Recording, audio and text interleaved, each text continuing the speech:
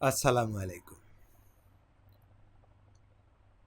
একবার শবে বরাতের কিছুদিন আগে আমি অনেকটা অসুস্থ হয়ে পড়ি এবং শবে বরাতের সময় আমার মা আমাকে ৳১ বান্ডেল হাতে দিয়ে তা ভিখারিদের মধ্যে বিলিয়ে দিতে বলেন, অর্থাৎ দান করতে বলেন।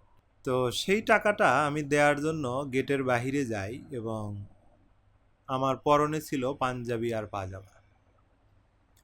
৳১ করে তাদেরকে আমি দিচ্ছিলাম, কিন্তু কিছুক্ষণের মধ্যেই দেখলাম আমার চারপাশে অনেক ভিখারি জমা হয়েছে এবং একসময় তারা আমার হাত থেকে টাকাগুলো অনেকটা ছিনিয়ে নিল এবং শুধু টাকাই ছিনিয়ে নিল না, কিছুক্ষণের মধ্যে দেখলাম যে আমার গায়ের পাঞ্জাবি তারা ছিঁড়ে ফেলেছে। তখন অনেকটা ভয়ে আমি বাড়ির মধ্যে দৌড়ে চলে গেলাম। ঘটনাটা আসলে আমার জীবনের নয়, ঘটনাটা যে বই থেকে আমি বলছি বইটার নাম হচ্ছে পরার্থপরতার অর্থনীতি, লিখেছেন ডক্টর আকবর আলী খান।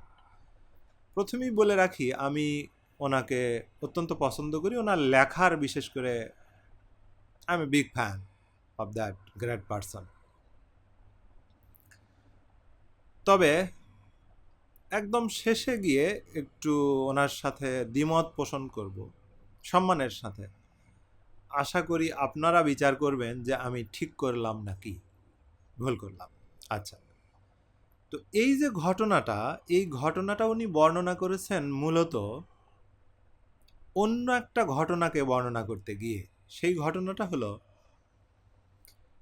আহ, প্রবাদ পুরুষ হর্ষবর্ধনের নাম হয়তো আপনারা যারা ইতিহাস একটু জানেন তারা হয়তো জানবেন, যিনি কনৌজের সম্রাট ছিলেন এবং তিনি প্রতি 4 বছর পর পর নিজের সব কিছু দান করে একদম উজাড় করে দিতেন। এমনকি নিজের গায়ের জামা কাপড় পর্যন্ত দান করে তিনি গঙ্গায় স্নান করে তারপর অন্যের পোশাকে বাড়ি ফিরতেন। কত বড় দানবীর ছিলেন চিন্তা করুন। কিন্তু লেখক যেখানে প্রশ্ন তুলেছেন সেটা হলো, এই যে নিজের জীবনে ঘটে যাওয়া যে ঘটনা, যে উনি ৳1 নোটগুলো দান করতে গেলেন এবং তখন টাকাগুলো তো ছিনিয়ে নেওয়া হলোই, পাশাপাশি কিন্তু তার কাপড় চোপড়ও ছিঁড়ে ফেলা হলো।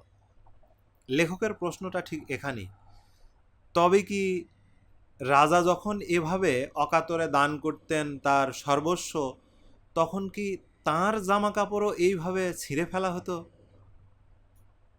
তাহলে তার জীবনীতে সেটা না লিখে কেন লেখা হলো যে তিনি তার পরিধেয় বস্ত্র নিজেই দান করে দিতেন?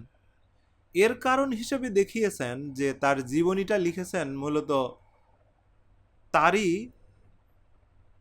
সভাসদ, অর্থাৎ রাজ্যের যে সভাসদ, অর্থাৎ ওনারই একজন কর্মচারী, তিনি তার জীবনীটা লিখেছেন। এখন হতে পারে ইতিহাস তো আসলে পুরোপুরি সত্য নয়, কারণ প্রত্যেক মানুষ কিছু না কিছু, এটাকে ঠিক আমি পক্ষপাত দুষ্ট শব্দটা বলবো না, কারণ দুষ্ট সবাই নাও হতে পারেন, একটু পক্ষপাতিত্বমূলক আচরণ মানে প্রত্যেক মানুষের মধ্যে থাকেই। একেবারেই নিরপেক্ষ মানুষ, সাধারণ মানুষদের মধ্যে পাওয়া, এটা আমার মনে হয় অসম্ভব। আমি কিন্তু নবী রাসূল বা ওই পর্যায়ের মানুষদের কথা বলছি না, সাধারণ মানুষদের কথা বলছি। সুতরাং ইতিহাস যখন আমরা পড়ব সেই সময়ে আমাদেরকে এটা একটু মাথায় রাখতে হবে এবং বিভিন্ন দৃষ্টিকোণ থেকে, এই কথাগুলো যে বলছি এগুলো আমার কথা, আমাদেরকে একটু বিভিন্ন দৃষ্টিকোণ থেকে ইতিহাস পড়তে হবে এবং তারপর সিদ্ধান্ত নিতে হবে যে আসলে নিজের একটা সেখানে লজিক দাঁড় করানোর চেষ্টা করতে হবে যে এই দিক থেকে যদি এটা হয়, এদিক থেকে যদি এটা হয়, তাহলে মাঝখান থেকে আমি আসলে কি গ্রহণ করতে পারি, এরকম একটা কিছু করে, এরকম একটা সিদ্ধান্তে এসে তারপরে ইতিহাসকে আমরা গ্রহণ করতে পারি।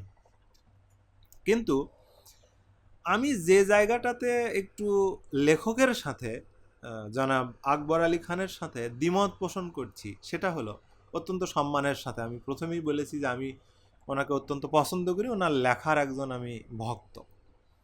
উনি প্রথম লাইনে লিখছেন যে যা ঘটে যায়, অর্থাৎ ইতিহাস যেটা হয়ে গেছে, মানে যা ঘটে গেছে আর কি, এটাকে বিধাতাও পরিবর্তন করতে পারেন না, কিন্তু ঐতিহাসিকগণ পরিবর্তন করতে পারেন। বইটা একটু দেখায় রাখি, ভালো বই, আপনারা চাইলে পড়তে পারেন। এটা আবার মনে করেন না যে বইয়ের বিজ্ঞাপন করছি, আমি আসলে বই বিক্রি করি না। হয়তো এই প্রকাশনীর সামান্য লাভ হলেও হতে পারে, তাও আসলে বলার মতো না, অতি নগণ্য মানুষ আমি, আমার কথা আর কজন মানুষ শোনে। যা হোক, তো এই যে কথাটা বলেছেন যে বিধাতাও পরিবর্তন করতে পারেন না, যা ঘটে গেছে তা বিধাতাও পরিবর্তন করতে পারেন না, আমার এখানেই দ্বিমত। কারণ উনি যদি বিধাতা বলতে সৃষ্টিকর্তাকে বুঝিয়ে থাকেন, তাহলে আমার মনে হয় উনি ভুল করেছেন। হিউম্যান মিস্টেক হতেই পারে, মানুষ তো ভুলের ঊর্ধ্বে নয়। হতে পারে যে অবচেতন মনে উনি ওনার অজান্তেই লিখে ফেলেছেন যে মানে করেন না, কথাটা হলে তাহলে ঠিক হতো, যে যা ঘটে গেছে তাকে আর সৃষ্টিকর্তা বা বিধাতা পরিবর্তন করেন না, করতে পারেন না, এটা ঠিক নয়। কারণ সৃষ্টিকর্তা এমনই এক সত্তা, তার মধ্যে যদি এমন কিছু থাকে যে তিনি পারেন না, তাহলে আসলে আর তিনি সর্বশক্তিমান যে কথাটা সৃষ্টিকর্তার জন্য আমরা ব্যবহার করে থাকি, এই কথাটাই তার জন্য আর খাটবে না। যার ফলে আমার মনে হয় কথাটা হওয়ার কথা ছিল করেন না, করতে পারেন না, এটা ঠিক না। আপনারা আপনাদের মতামত জানাতে পারেন, আমি আমার মতামত জানালাম। অবশ্যই আপনাদের মতামতকে আমি গুরুত্ব সহকারে পড়ব ইনশাল্লাহ। কথা হবে পরের ভিডিওতে, এবং নিশ্চয়ই নতুন নতুন চ্যানেল আমি মাঝে মধ্যে এক্সপেরিমেন্ট করি। এটা হচ্ছে আজ যা পড়লাম, চ্যানেলটার নামই হচ্ছে আজ যা পড়লাম। কারণ আমি প্রতিদিনই কিছু না কিছু পড়ার চেষ্টা করি। ভাবলাম যে শুধু নিজে জেনে কি লাভ, আমার চিন্তাগুলো আমি যা পড়ি সেটা যদি তাৎক্ষণিকভাবে অন্যদের সাথে শেয়ার করি, তাহলে তারাও কিন্তু বিষয়টা জানলো। পাশাপাশি যেটা হয় যে আমি যদি দীর্ঘদিন শুধু পড়েই যাই, একসাথে কিন্তু এত কিছু মনে রাখা এবং সেটা প্রকাশ করা আর সম্ভব হয়ে ওঠে না। যার ফলে আমি চিন্তা করেছি এখন থেকে প্রত্যেক দিন যা পড়বো আপনাদের সাথে শেয়ার করবো ইনশাল্লাহ। কথা হবে পরের ভিডিওতে। আবার সেই দিন যা পড়বো, হতে পারে আগামীকালই যা পড়বো সেটা নিয়েই আগামীকালই কথা বলবো। ভালো থাকবেন, সুস্থ থাকবেন, আল্লাহ হাফেজ।